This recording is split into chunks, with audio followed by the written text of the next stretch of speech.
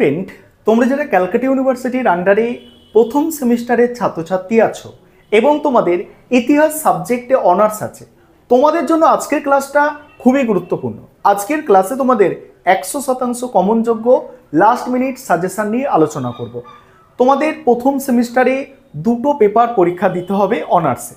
একটা হচ্ছে DSCC 1 paper, যেটা তোমাদের 75 মার্কস। এখানে 3 ধরনের প্রশ্ন, 3টে 20 নম্বরের প্রশ্ন, 3টে 5 নম্বরের প্রশ্ন অ্যান্সার করতে হবে। এবং আরও একটা পেপার আছে হিস্ট্রি অনার্স প্রথম সেমিস্টার SEC 1, এই পেপারটা 50 নম্বরের। সেখানে একটা 30 নম্বরের প্রশ্নের উত্তর করতে হয় আর দুটো 10 নম্বরের প্রশ্নের উত্তর করতে হয়। এই হচ্ছে তোমাদের দুটো পেপার।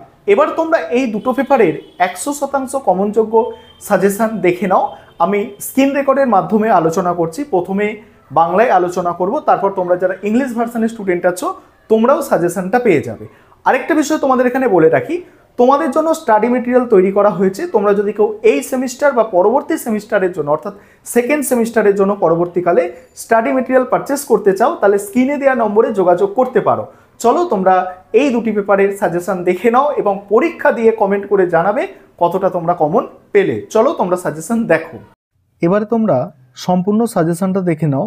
প্রথমে ডিএসসিসি 1 পেপারের সাজেশনটা দেখো, তারপর আমি SEC 1 পেপারের সাজেশনটা নিয়ে আলোচনা করব।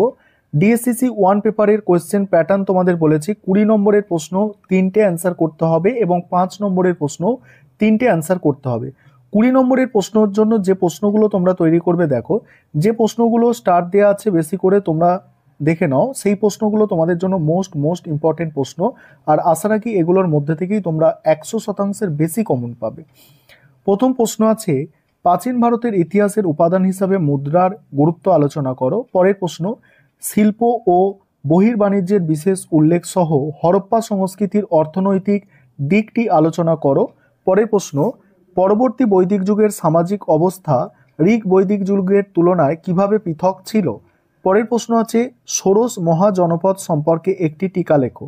তারপরে ভারতে বৌদ্ধ ও জৈন ধর্ম উদ্ভবের আর্থসামাজিক প্রেক্ষাপট আলোচনা করো। পরের প্রশ্ন, আর্য সমস্যা বিশ্লেষণ করো। তারপরের প্রশ্ন, হরপ্পা সভ্যতার নগর কাঠামোর মূল বৈশিষ্ট্য বা নগর পরিকল্পনা আলোচনা করো।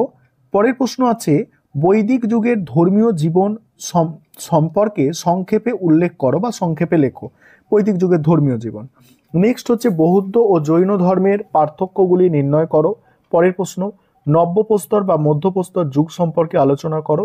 আর হচ্ছে, প্রাচীন ভারতের ইতিহাস রচনায় সাহিত্যিক উপাদানের গুরুত্ব। এখানে এই কটা প্রশ্ন তোমাদের আমি দিয়েছি, 8-10টা প্রশ্ন। এই 8-10টা প্রশ্নের মধ্যে থেকেই তোমরা সমস্ত প্রশ্ন কমন পেয়ে যাবে। এবারে এক্সট্রা কিছু প্রশ্ন তোমরা আছে দেখতে পাচ্ছ, এক্সট্রা প্রশ্ন, এগুলো তোমরা একটু দেখে যেতে পারো যাদের পক্ষে সম্ভব হবে।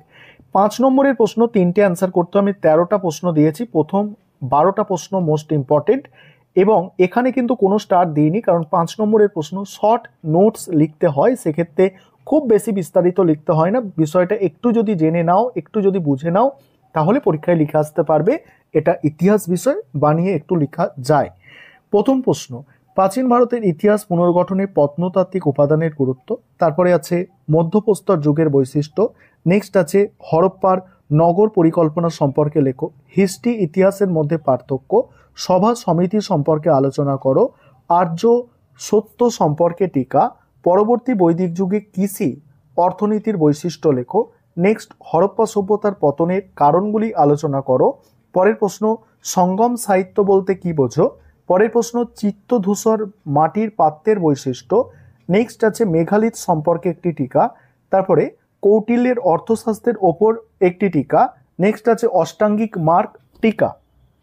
এবারে এসিসি পেপার যেটা আছে তোমাদের, এসিসি পেপারের কোয়েশ্চেন প্যাটার্ন তোমাদের বলেছি, 30 নম্বরের প্রশ্ন একটা অ্যান্সার করতে হবে এবং 10 নম্বরের প্রশ্ন দুটো অ্যান্সার করতে হবে।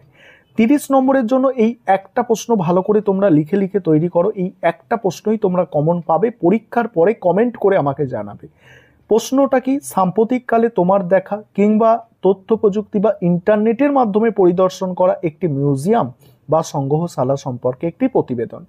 দ্বিতীয় প্রশ্ন, যে ভারতীয় জাদুঘর প্রতিষ্ঠার ইতিহাস সংক্ষেপে বর্ণনা করো। দেখতে পারো, অত গুরুত্বপূর্ণ নয়। তারপরে ভারতের একটি স্মৃতিসৌধ হিসাবে তাজমহল সম্পর্কে প্রতিবেদন, এটাও দেখতে পারো। মুর্শিদাবাদের হাজারদুয়ারি প্রাসাদের সংগ্রহশালার ওপর একটি প্রতিবেদন, এটা একটু ইম্পর্টেন্ট আছে। এবার 10 নম্বরের প্রশ্ন দেখে নাও, জাদুঘর বা সংগ্রহশালা কি? বিভিন্ন প্রকার জাদুঘর সম্পর্কে আলোচনা করো। তারপরে লেখাগার বা মহাফেজখানা কি? শিক্ষা সম্প্রসারে এর ভূমিকা। তারপরে লেখাগার কি? বিভিন্ন প্রকার লেখাগার সম্পর্কে আলোচনা করো। লেখাগার কি? লেখাগারের কার্যাবলী। সংগ্রহশালার উদ্দেশ্য বা কার্যাবলী আলোচনা করো। তারপরে আছে সংগ্রহশালার প্রদর্শন নীতি আলোচনা করো। এই হচ্ছে তোমাদের টোটাল সাজেশন। এবার তোমরা যারা ইংলিশ ভার্সনের স্টুডেন্ট আছো তোমরা সাজেশনটা দেখে নাও। তোমরা যারা ইংলিশ ভার্সনের স্টুডেন্ট আছো এবার তোমরা সাজেশনটা দেখে নাও। আমি স্ক্রল করে যাচ্ছি, তোমরা তোমাদের সুবিধা মতো স্ক্রিনশট করে নিতে পারো। দেখো যেগুলো স্টার দেওয়া আছে সেগুলো তোমাদের জন্য মোস্ট ইম্পর্টেন্ট। আর 5 নম্বরের প্রশ্ন এখানে 13টা দেওয়া আছে, প্রথম 10-12টা খুবই গুরুত্বপূর্ণ আছে। আর তারপরে দেখো এসএসসি পেপার যেটা আছে, এসএসসি পেপারের প্রথম প্রশ্নটাই করবে ভালো করে, প্রথম প্রশ্নটাই কমন পেয়ে যাবে। ঠিক আছে, 30 নম্বরেরটা। তারপর 10 নম্বরের প্রশ্নগুলো আছে, দেখে নাও তোমরা। ঠিক আছে।